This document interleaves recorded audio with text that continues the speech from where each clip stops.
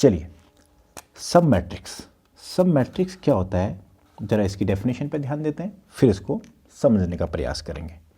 A matrix obtain by leaving 0 or more rows but not all and simultaneously leaving 0 or more column but not all is known as submatrix।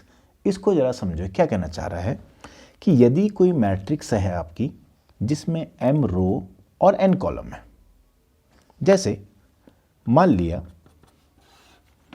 A11, A12, A1n, A21, A22, A2n, AM1, AM2, ये mn।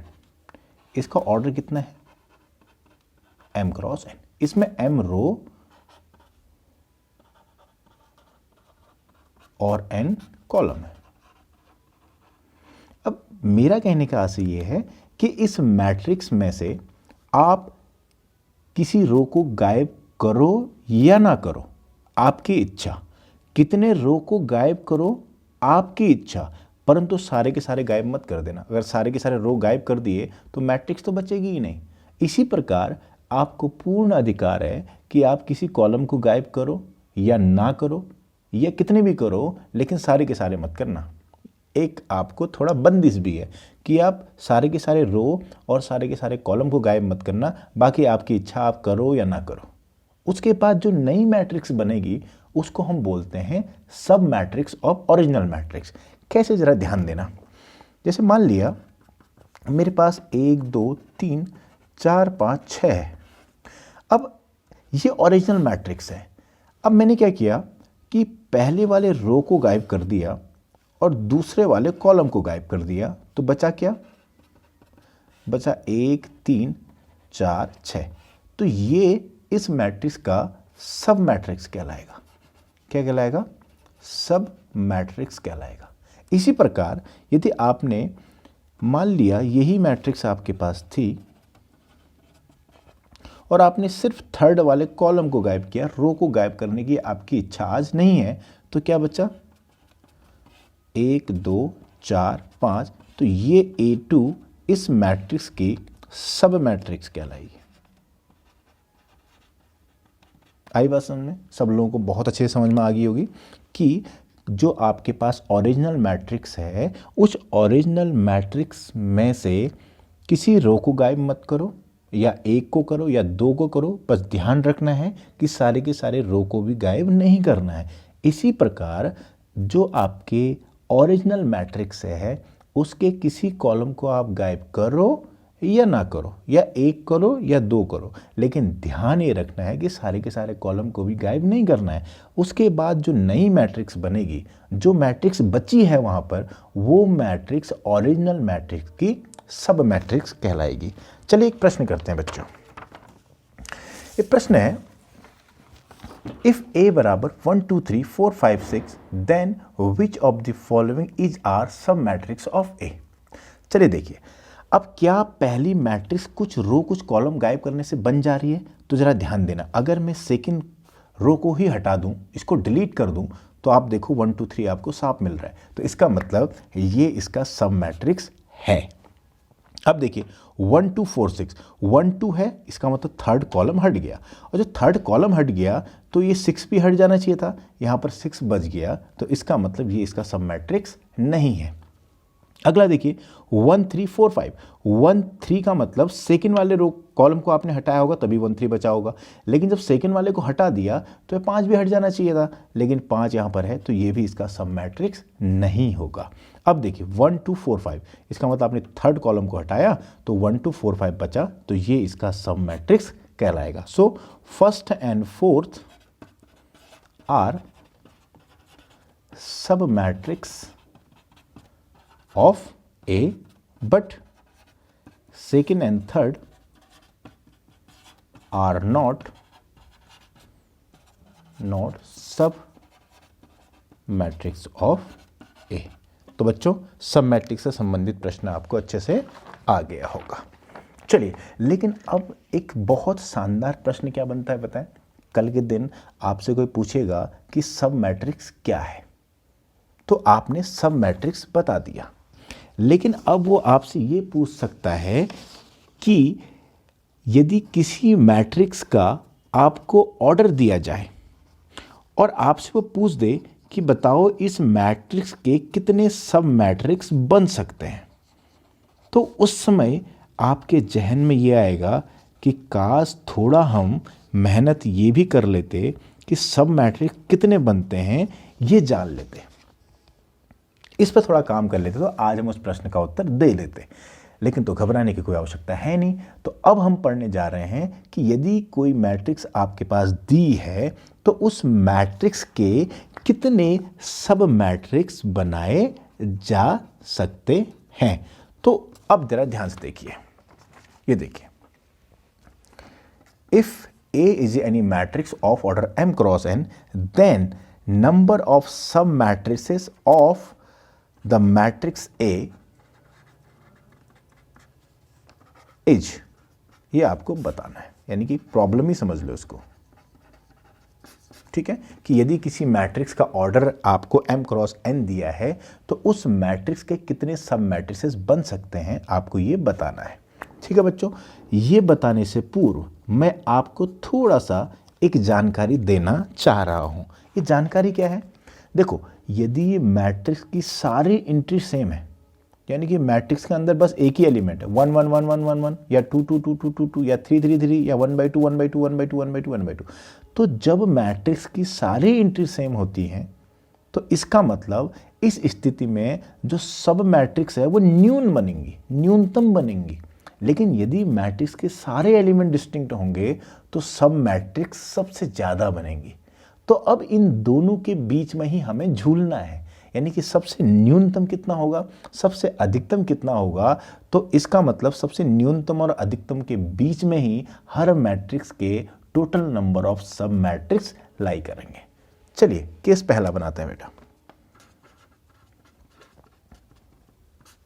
If all element of matrix are same, यानी कि यदि कोई matrix है m cross n की और इसके अंदर के सारे एलिमेंट सेम है। देख लीजिए जरा, अब आप 1 क्रॉस 1 की अगर आपने कहा, चलो आपने कहा कि भाई हम इसको भी गायब करना चाहते हैं, इसको भी और यहाँ ये भी गायब, ये भी गायब, ये भी गायब, तो क्या बचेगा उस केस में? ए, खाली ए बचेगा। ठीक है, 1 क्रॉस 1 का ए बचेगा। लेकिन दूसरा विद्यार्थी आया, दूसरे विद्यार्थी ने कहा मैं इसको भी गायब करता हूँ, मैं इसको भी गायब करता हूँ, इसको रहने देता हूँ और नीचे के सारे कॉलम को भी गायब कर देता हूँ। तो इस स्थिति में क्या बचेगा? देखो, ये उसने गायब कर दिया, ये इसने गायब कर दिया, ये गायब कर दिया, ये गायब कर दिया और यहाँ से ये गायब कर दिया, फिर ये गायब कर दिया, फिर नीचे को भी गायब कर दिया। तो उस स्थिति में उसके पास भी ए बचा, तो यहाँ भी ए बचा, यहाँ भी ए बचा। अगला विद्यार्थी आएगा वो भी इसी तरह का ए बचा देगा। तो कुल मिला के, लेकिन वो काउंट तो एक ही होगा ना, 1 क्रॉस 1 के भीतर एक ही एलिमेंट ए है। तो इसका मतलब है चाहे आप कितने भी छात्र आओ उनको गायब करने के लिए, अगर आप 1 क्रॉस 1 की मैट्रिक्स पाओगे तो 1 क्रॉस 1 की मैट्रिक्स में सिर्फ एक ही अलग अलग पाओगे, यानी कि डिफरेंट, वैसे तो बहुत हैं लेकिन डिफरेंट एक ही होगा।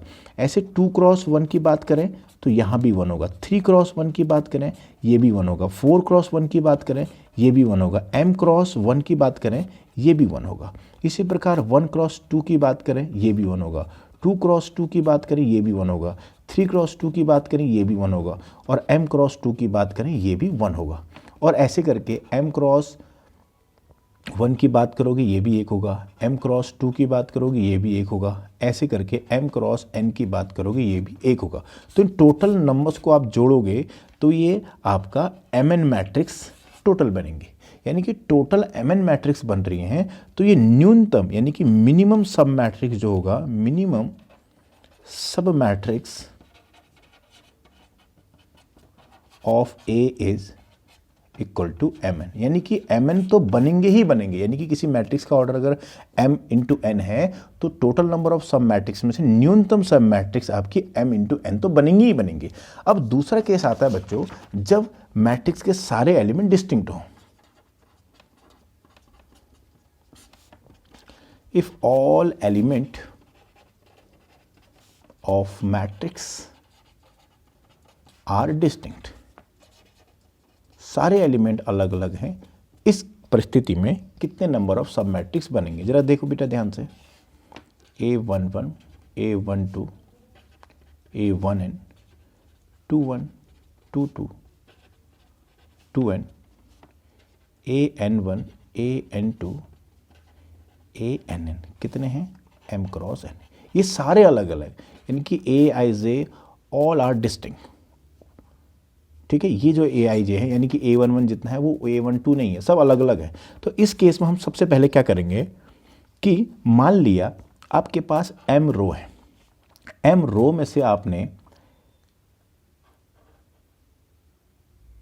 M माइनस P को गायब कर दिया, यानी कि M रो आपके पास थे, M माइनस P रो को आपने गायब कर दिया, तो बचे कितने रो?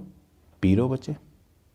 अगर आपके पास n कॉलम है, n कॉलम में से आप n माइनस क्यू कॉलम को आपने गायब कर दिया, बात समझ रहे हो ना? मान लिया, चलो ऐसे गायब करने वाला भी आपको समझ में नहीं आएगा, तो देखो मान लिया हमारे पास m रो है, m रो में से आपने p रो को सिलेक्ट किया, तो सिलेक्ट करने का तरीका MCP होगा। मान लिया आपके पास n कॉलम है, n कॉलम में से आपने q कॉलम सेलेक्ट किया तो NCQ होगा। आई बात समझ में? लेकिन ये जो p का मान है, ये p का मान 1 2 3 कहाँ तक जाएगा? m तक का। यानी कि आपको एक रो सेलेक्ट करनी है तो p की जगह 1 रखोगे, दो रो सेलेक्ट करनी है तो m की जगह p की जगह 2 रखोगे, 3 रो सेलेक्ट करनी है तो m की जगह 3 रखोगे। इसी प्रकार कॉलम में q का मान कहाँ से कहाँ तक लोगे? 1 2 3 डॉट डॉट डॉट n तक का। ठीक है, अब बात वही आती है, अगर आपसे कोई पूछता है कि इन मैट्रिक्स में से इसका सब मैट्रिक्स बनाना है लेकिन उसमें 3 रो और 2 कॉलम है तो कितने बन सकते हैं? तो आप p की जगह 3 रख दोगे, q की जगह 2 रख दोगे। परंतु टोटल नंबर ऑफ सब मैट्रिक्स, टोटल नंबर ऑफ सब मैट्रिक्स इस केस में कितने होंगे? देखो MCP था और क्या था? NCQ था। P का मान कहाँ से कहाँ तक रखने की स्वतंत्रता है? 1 से लेके M तक का।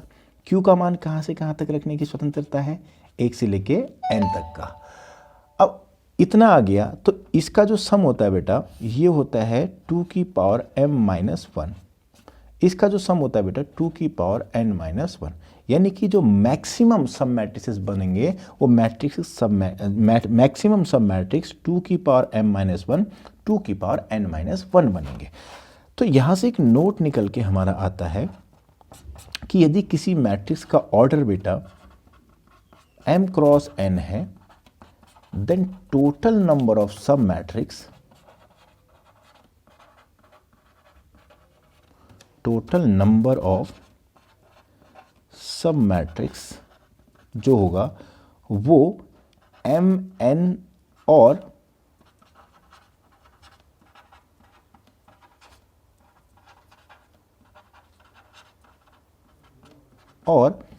2 की पावर m माइनस 1 इंटू 2 की पावर n माइनस 1 के बीच में होगा। यानी कि मिनिमम इतना होगा ही होगा, मैक्सिमम इतना होगा, इससे ऊपर नहीं जाएगा, इससे नीचे नहीं जाएगा। तो यदि आपको कोई मैट्रिक्स दे रखी है m क्रॉस n की, तो अगर वो आपसे पूछता है कि टोटल नंबर ऑफ सब मैट्रिसेस कितने होंगे, तो आप उसको साफ साफ शब्दों में जानकारी दोगे कि mn और 2 की पावर m माइनस 1 इंटू 2 की पावर n माइनस 1 के बीच में होंगे। अब वो प्रश्न पूछ देगा कि भैया कितने होंगे, तो कितने होने के लिए आपको उसको आंसर देना है कि भैया पहले मैट्रिक्स दो ना। आप मैट्रिक्स दोगे, उसमें कितने एलिमेंट डिस्टिंक्ट हैं, कितने एलिमेंट सेम हैं, उस हिसाब से हम कैलकुलेट करके आपको बताएंगे कि टोटल नंबर ऑफ सब मैट्रिसेस कितने बन रही है। लेकिन इतना मोटा मोटा अनुमान लगाइए कि आपकी दी हुई मैट्रिक्स में भी अगर उसका ऑर्डर m क्रॉस n है तो टोटल नंबर ऑफ सब मैट्रिसेस mn और 2 की पावर m माइनस 1, 2 की पावर n माइनस से ऊपर और इससे नीचे तो बिल्कुल नहीं बनने वाले। ठीक है बच्चों, एक प्रश्न हम करते हैं यहाँ पे, ध्यान दीजिएगा थोड़ा सा। देखिए, ये है the number of sub matrix of matrix of order 3 cross 4 can not exceed. यानी कि आप मुझे बताइए, एक मैट्रिक्स A बराबर हमें AIJ कितना दे रखा है? 3 क्रॉस 4। और हम इससे पहले फॉर्मूले से पढ़ चुके हैं कि इसका जो टोटल नंबर ऑफ सब मैट्रिक्स बनेगा, टोटल नंबर ऑफ सब मैट्रिक्स वो क्या होता है बेटा? एम एन, एम का मतलब 3, एन का मतलब 4, यानी कि 3 गुणा 4 किससे ज़्यादा नहीं बनेगा, 2 की पावर 3 माइनस 1, 2 की पावर 4 माइनस 1। तो टोटल नंबर ऑफ सब मैट्रिसेस जो आएंगे वो आपके 12 या 12 से बड़ा, और जब इसको आप सॉल्व करोगे तो ये मान आपका कितना आ रहा है, 2 की पावर 3 माइनस 1 शायद 105 के आसपास आएगा, 105। तो इसका मतलब है कि टोटल नंबर ऑफ सब मैट्रिक्स 12 से कम नहीं होंगे, 12 या 12 से अधिक होंगे, लेकिन 105 से अधिक भी नहीं होंगे, 105 या 105 से कम होंगे। तो अब हम जाते हैं प्रश्न की ओर। वो कह रहा है कि total number of sub matrices कितने होंगे ऐसी मैट्रिक्स का जिसका ऑर्डर 3 क्रॉस 4 है। तो उसको हम उत्तर देंगे कि 105 से ज़्यादा नहीं हो सकते। तो 105 से ज़्यादा नहीं हो सकते, ये टिका गया। जब 105 से ज़्यादा नहीं हो सकते तो 210 से भी ज़्यादा कैसे हो जाएंगे। जब 105 से अधिक नहीं हो सकते तो 171 से भी अधिक कैसे हो जाएंगे। तो देखा इतना अच्छा क्वेश्चन कि आपको यहाँ पर लिखा 105 से अधिक नहीं होते और आपको एक इसको टिक मार के आओगे। लेकिन देखो जब 105 से अधिक नहीं हो सकता तो 210 से भी अधिक कैसे हो जाएगा। जब 105 से अधिक नहीं हो सकता तो 171 से भी अधिक कैसे हो सकता है। तो इसका मतलब इसका जो आंसर है वो second, third and fourth option are correct. आई बात समझ में। तो कुल मिला के हमने आज क्या सीखा कि टोटल नंबर ऑफ सब मैट्रिक्स कैसे निकालते हैं।